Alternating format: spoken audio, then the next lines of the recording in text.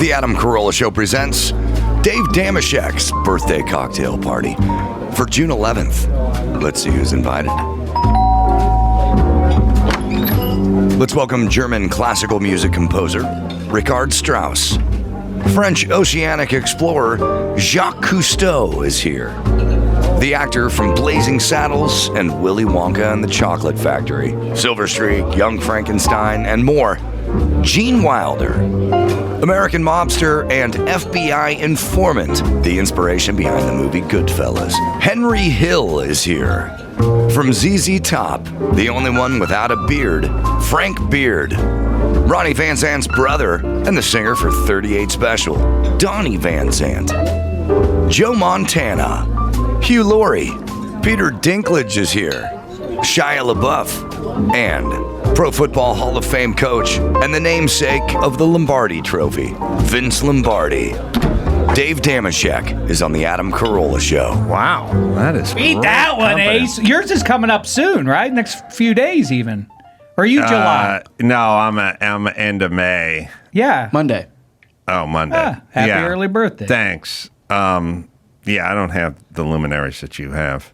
I got something to plant for you to talk about at a I got later Todd date. Bridges. That's right. Is that the number one? He's in the top three. It could be Todd Bridges is the biggest star from Facts of Life. Or no, Interesting. well, occasionally on Facts of Life, but from different strokes. Right. Yeah. Did cross-pollinate with Facts of Life, by the way. They did do some Yeah. crossover time. Yeah, that was the age of crossing over. Are you the biggest name on your birthday list? That would be Ooh. quite an achievement. Oh. Got to be some athlete in the Hall of Fame somewhere, right? All I got is Todd Bridges, but there's other names on there. -3, by the way, is Dave's podcast with our good friend Kevin Hedge. Oh, we just did a great one today. He can't stop bellyaching about the poor quality of officiating. Very excited about his Celtics and other. Doesn't sound like him. I mean, last week, opened the show. I said hello to him. 34 minutes later, he stopped talking about how bad the officiating was. I went out. I had a meal. I had an all-you-could-eat buffet. Green took tomato. a nap. Worked out. Came back, and he was still going. Here's what I was thinking about based on age, Ace. It occurred to me the other day. You've always had your thing about, like, it's good if you're prematurely old looking. I was thinking, you know what the sweet spot is for old people? If you're ugly. That's a great make good time. Like, if you are ugly your whole life, by the time you're like 60, 65, all the attractive people have regressed. And now they get to walk in your ugly shoes. Now they have to deal what you've dealt with your whole life, and you're keeping up with the Joneses now. It must be a really nice thing, like to all of a sudden realize I'm a little less ugly because I've shriveled a little bit, and now all the formerly attractive people have shriveled as well, and now we're all kind of the same. Must be But you know how to navigate it. Well, right, you know the ropes. Right. This is what it is to be ugly. Yeah, it's your time now. Right, as opposed to like the Sex and the City lady, the trampy one. Like, she gets to be mid-50s or so. Like, hey, New York City man, take me. Like, nah. Yeah. 15 years ago, maybe. Nah. No, thank you. Who's in my birthday? Oh, I thought you were looking up. Oh, yeah, Sorry. I do have it. Andre 3000, Ooh. Henry Kissinger, Todd Bridges, Yeah. Jack McBrayer. Oh, all right. I'm going to give Ace the Yeah, nod on that Adam, one. He's it's a character. not- He's a it's very not- funny it's guy, not- but a character actor. Wow. So what? Yeah, I guess Andre 3000 Do you is your want top to? Do competition. you want to play? Do you want to be a kind of mediocre player on an all-star team, or do you want to lead a team that really struggles, but to No be one the would want star? me for either one. I would never have a choice of either In one. the birthday game, I don't know. Yeah, maybe being the best on your You're Charles on your Barkley. list. You don't have rings, but you're the That's right. You're the best. All right, what's in the news? Sorry. All right. So Henry Hill was one of Shaq's birthday cocktail party guests. Well, AMC has been playing Goodfellas, and they put a new trigger warning at the top. Film includes language and/or cultural stereotypes that are inconsistent with today's standards. That doesn't mean they're not true. It's just we changed the standards of them, of inclusion and tolerance, and may offend some viewers. Oh, Jesus Christ. Is there anyone watching Goodfellas expecting that they're going to see Caillou? You know what I mean? You're watching a classic mob film. Boy, these characters really don't get along very well. I know. Ironic, too, that it's a trigger warning, but not about the many triggers that will be pulled over the course of the 3 hours of the movie. Ice pick to the jugular not addressed in this concern here. No. But it's inconsistent because when they play the Godfather, it's just brief nudity, strong language, intense violence. Mm-hmm. But for this, so... They're doing this with every film, everything. People have completely... Look, they pay as much attention to this as in California, you have to put a sticker on the gas pump that says if you're pregnant, there may be high levels of benzene, and it's like you're just fucking filling up your Range Rover and leaving. No one's ever reading the warning, putting on proper protective gear. No pregnant woman goes, oh, I can't fill up my car because I'm... It's just literally... There's a warning fucking sticker on everything now, and the result is we do not pay attention to warning stickers. Like I was sitting at a restaurant last night. I know it sounds like I eat out a lot. It definitely does. I was looking at that big round frisbee-sized sticker on the floor that no one can get up now, and it said 6 feet apart, play it smart. I'm like, play it smart about the thing that was fucking, we were lied to about that doesn't exist. Now they think it's 33 feet or something like that. But okay, I'm not going to be dumb. We're just there now. There's just a warning. There's just a sticker. It's just something. Every time you take your sun visor and put it down, there's some sticker that says there's an airbag warning or whatever. We're completely and utterly tuned out. Every pack of cigarettes has a thing on it. Everything has a thing on it, mostly in writing too small to be legible. Like most people can read it. And here's what I want to know. Much like when I'm driving down the freeway and I see the big freeway sign that says click it or ticket or slow for the cone zone, how many people are affected by this message? How many people go... I never really thought about those Caltrans employees and the danger they're in. And I never really thought about where the cone and the zone was or the click it or the ticket. It's 0 people. So what I'm saying is how many people see this warning and go, well, I'd already popped popcorn and settled in for a night of Goodfellas. But now that I realize there's going to be some ugly stereotypes here, I guess we're just going to have to watch Nick at Night or maybe CNN or something because this is done. Sorry, honey. Pour the wine back into the bottle. Pour it. It's off. I have my Uncle Mario. He has some of these stereotypes, and God rest his soul, but I don't feel like this would be a slight to Mario. The residents of Mount Pius are not satiated by addressing just the current flaws with human beings. We have to get in the way back. We have to fix everybody in the past, too. You know? Well, this'll bring me into... Dyson. Who wants it? Eric Dyson. Michael Eric Dyson. And for you, Shek, because I know you're of the chosen tribe over there.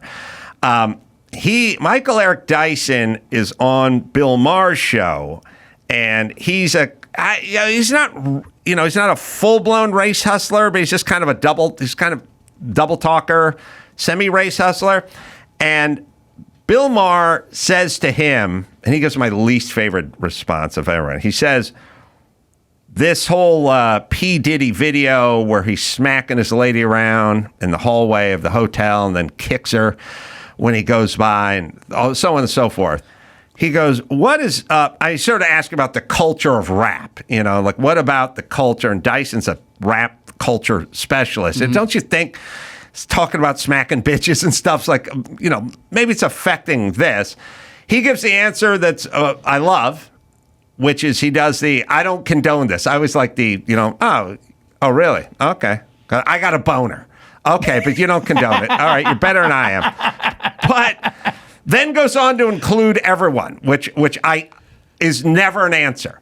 You know what I mean? When you go, look, what is going on with fatherless, the instance of fatherless homes in the black community? They go, look, Asian, Jewish, everyone's affected by it. It's like, yeah, I know, but at lesser rates. Like we're trying to figure out We want to address the problem, not asking you if fatherless families exist. Yes, they exist, and they exist in all cultures. Good. Now, let's get back to this. So he includes everyone, and there's one that made me laugh. But anyway, we'll play the clip. Why this kind of ferocity exists. I mean, because we are all a product of not just our own past as people, but our own pasts going back in time. True. Abuse, as we know, is cyclical. Right. So just give us the context there of what you think about this. Yeah, I'm glad you put it in that context. It's very sensitive and understanding of you. What we saw today was repugnant and reprehensible. It's inexcusable. And it's, some people would be tempted to say, well, this is the misogyny of hip hop. Look at it. 43, more than the regular population, 43% of those men who are domestic abusers are in female-dominated stuff like clerks. After that, the police and the military. After that, people who work in construction and so on. And after that, preachers and lawyers and so on. And to do that is propped up on every side in this culture, not just in hip hop, which has its own misogyny, but in the churches where I go, the synagogues, the temples, the religious orders, the political orders, all of that stuff is chock full of this kind of. The synagogue, Dave. You see a lot of beat downs of the bitches in the synagogue? I don't know. Well, I mean, it's everywhere. He's keeping up with the Joneses. I thought everybody's down on the Jews. The temples, all of a sudden. Yeah. The temples and the synagogues just raising hands. The bitches. Listen, you got to ask the question about the hip hop community, and you just said all of humanity throughout time, and then you assholes sheep in the crowd are like, oh yeah, temples, yeah, okay, so it's just everywhere all the time, and we're against it. All right, that doesn't seem like a game plan. And it also doesn't seem like you're addressing the question. No, in the Jewish community, I guarantee statistically, in temple, you would know. You've been to more temple than I have. I think what he's suggesting is that they abide by 500-year-old or 1,000-year-old, philosophies about men's role versus women's role. It's kind of what Butker was talking about last week too, getting at, what's striking to me about all conversations, and if you watch the news shows on Sunday mornings, I think that's maybe where it came from, because the debate, the pseudo debates of anything are more or less, how long can I vamp until they'll move on? Yeah, because I don't want to address what they're exactly saying. I want to get around what they're saying. And I think we've learned it largely from politicians, but from pardon the interruption or otherwise, like these binary conversations. How can I wend my way around you so you don't get satisfaction in me agreeing with what you're trying to say? Right. I'm not exactly going to seize on it. I'm going to dance around it. Are you doing that now? Because it feels like that's what you're doing. No, I know. And then you punctuate it with that you're against killer bees and you're against malaria and you're against ethnic cleansing and it has to stop. And then people start, then all the SEALs go, oh, this guy's against ethnic cleansing. Okay, that's good. What I saw on that video was disgusting. I was disgusted. I was disgusted. By the way, to be fair to me, if you want to know my nature, I'm mostly intrigued and rarely disgusted. I'm more like, what the fuck's happening here? And a little less, I can't hold my meal down. I'm going to yak up these green tomatoes. But you talk about just mimicking things. I mean, I'm sure P. Diddy had advisors tell him it'd be a good idea for you to put out a public apology. But those things, as we've laughed about for at least 20 years now, they're scripted in such a way that it clearly isn't coming from the person who committed the deed. Somebody did it for him, and then they deliver it. But it's always like, whoever it is, it's almost the exact same script. What I'm saying, we just mimic each other's ways of getting around ever answering anything. It's the same thing. Watch J.D. Vance just not answer a question. Say, hey, I'm not going to answer your question, but you're not really addressing what I'm saying, Senator. Well, we're out of time. That's it. That's how you get around it. Same thing. I with don't what like he just it. Did. I agree with you. I like J.D. Vance, but I don't like it. Did you see Diddy's apology? No, I didn't see it. Okay. Oh, you didn't, eh? I'll tell you that this would work in his head, and you still got to go to jail, man. Doing this doesn't. Well, let's see. I haven't seen it. 48 hours after the video came out, he puts this on his Instagram. It's so difficult to reflect on the darkest times in your life. But sometimes you got to do that. I was fucked up. I mean, I hit rock bottom, but I make no excuses. My Well, you did. behavior on that video is inexcusable. I take full responsibility for my actions in that video. I'm disgusted. I was disgusted then when I did it. I'm disgusted now. I went and I sought out professional help. I had to go into therapy, and go into rehab. Had to ask God for his mercy and grace. Good. That's always an angle. I'm so sorry. But I'm committed to be a better man each and every day. I'm not asking for forgiveness. I'm truly sorry. There it is. He couldn't have been that fucked up because he kept that towel on like a champ. Yeah, that's hard to I do. can't make it from my office down the hall into the kitchen without the thing flying off in front of the kids. You know what I mean? It just flies off. Not to mention smacking somebody and wheeling around and kicking them and then spinning around and grabbing a vase and chucking it. That, when you're jacked up, your dong comes out and you don't care. Part of being really high is your dick flying around and you don't give two shits about it. You're hanging on. The fact that that towel stayed on through the acrobatics of what he was doing suggests he was not that fucked up. Interesting. Yeah, like Viggo Mortensen when he choked out the Russian guy with his wiener. Yeah. And, whatever that Eastern Promise. Yes. Nude. The two toughs come to take him out, and he has no choice. He slaps the one guy across the face with it. He chokes the guy out with his wiener. Yeah. Just know. like that. It was like that.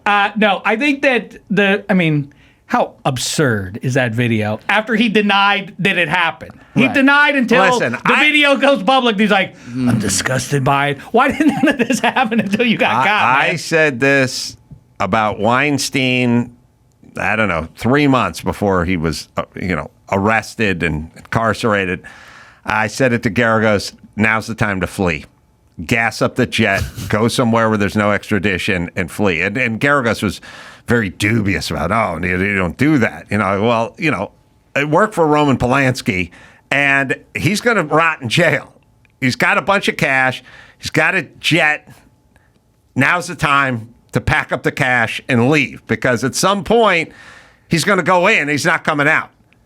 And I'm kind of there with P. Diddy. I think it's time to flee. I think it's flee. It's time. It's time to flee. I don't know who we have extraditions and non-extraditions. Look at Rudy Giuliani in the continental U.S. and they couldn't find him to serve him. That was super weird. They couldn't find him. That, like, if you leave the country, I think you're going to get away with it, man. Roman Polanski fled, and he's been gone for 52 years. Right. And he's eating foie gras right now and sipping wonderful wines in some villa. He's leading the life. He always Probably has. in Greece. Yeah. Watching lacrosse. That's right. I don't know if he's allowed to go to Greece. He posted Diddy's apology saying this is not going to work. Who is advising him right now? That's exactly right.